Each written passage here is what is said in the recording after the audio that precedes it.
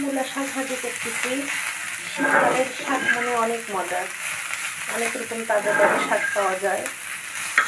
তো এত কুয়াশা, এত ঠান্ডা, দেখেন আমি আপনাদেরকে বাহিরের ভিউটা দেখাচ্ছি। এই দেখেন এত বাতাস, এই যে দেখেন এখন কিন্তু অলরেডি 2টা পার হয়ে গেছে।